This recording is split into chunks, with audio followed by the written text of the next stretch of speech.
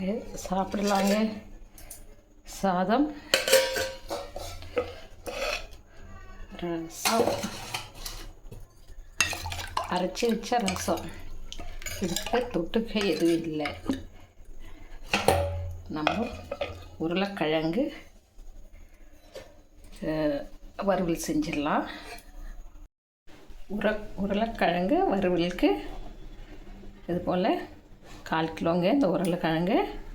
இது நம்ம வறுவல் செய்யலாம். அதுக்கு தேவையான சின்ன வெங்காயங்க. இது போல் தோல் சீவிட்டு நல்லா தண்ணியில் அலசி எடுத்துங்க. இது ஒரு 10 நிமிஷம் தண்ணியில் இருக்கட்டும். அதுக்கு கொஞ்சமாக உப்புங்க சேர்த்துக்கலாம். நம்ம ஒரு 10 நிமிஷம் நல்லா ஊறட்டும். அப்போ தான் நம்ம உருளைக்கிழங்கு வறுவல் செய்கிறதுக்கு நல்லா முறுமுறுன்னு வரும். இது கலரும் நல்லாயிருக்கும். அந்த உப்பு தண்ணியிலே ஒரு 10 நிமிஷம் ஊறட்டும். ஒரு கடாயை அடுப்பு மேலே வச்சுக்கலாம். எண்ணெய் ஊற்றிக்கலாம்.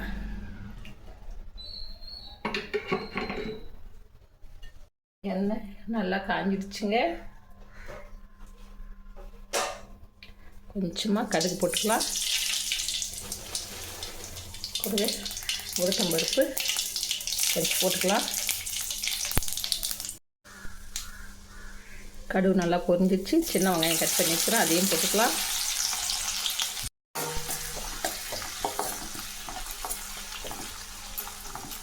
இந்த வெங்காயம் நல்லா செவந்து வர மாதிரி வதக்கலாம்.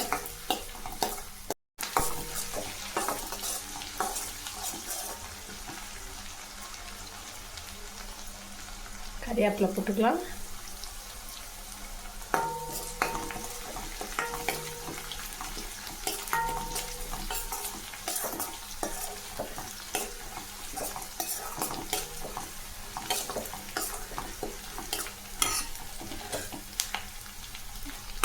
இன்னும் கொஞ்ச நேரம் வெங்காயம் நல்லா செவந்து வரணும்.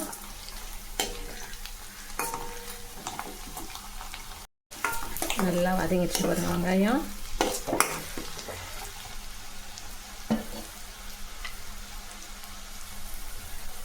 இப்போ உப்பு தண்ணியில் போட்டு உருளைக்கிழங்க கருக்காது அப்படியே இருக்குது.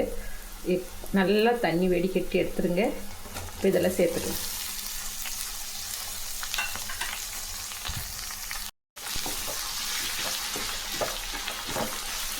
இது எண்ணெயிலே ஒரு 5 நிமிஷம் அப்படியே நம்ம வதக்கலாம்.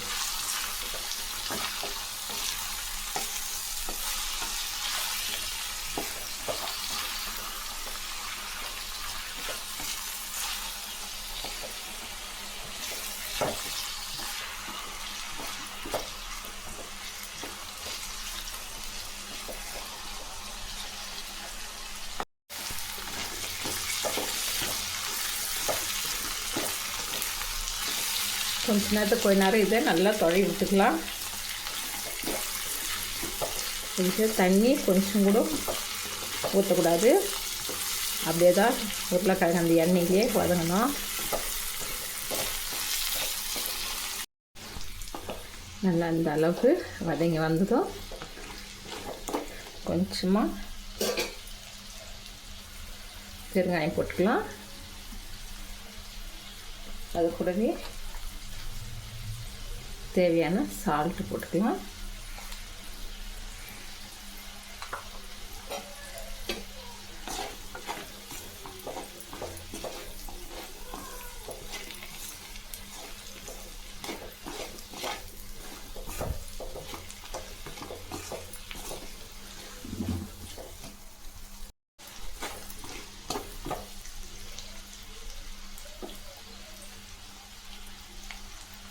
கொஞ்சமாக மிளகாய்த்தூள்,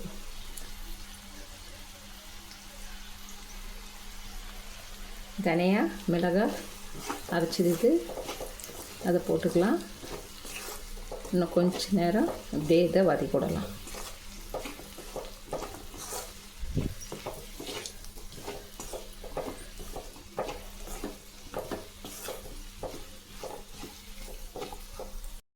இது கொஞ்ச நேரம் தொழி விட்டுங்க. மிதமான தீயில் வச்சு வதக்குங்க.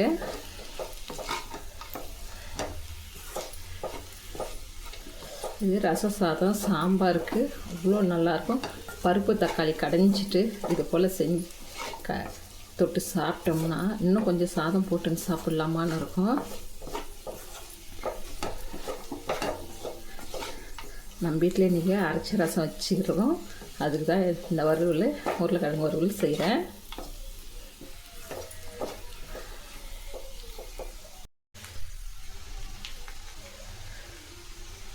நல்லா வந்துடுச்சுங்க.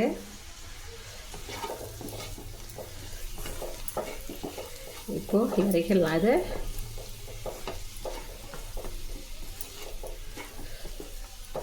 இதில் கம்மி தீயில் வச்சு வதக்குங்க. அப்போ தான் அடி பிடிக்காமல் நமக்கு வரும். கேஸ் ஆஃப் பண்ணிக்கலாம். கொஞ்சமாக இதில் கறிவேப்பிலை தூவிக்கலாம். சூப்பரான உருளைக்கிழங்கு வறுவல் ரெடிங்க. சாதம் சுட சுட போட்டுன்னு இப்போ சாப்பிட்லாங்க.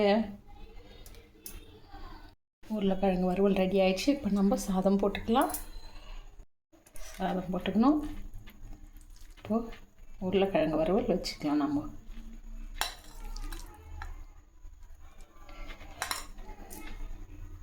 ரசம் ஊற்றிக்கலாம். அரைச்ச ரசங்க, மிளகாய் அரைச்சி ரசம் வச்சுருக்குறோம். இந்த ரசத்துக்கும் இந்த சாதத்துக்கும் அவ்வளோ நல்லாயிருக்கும்.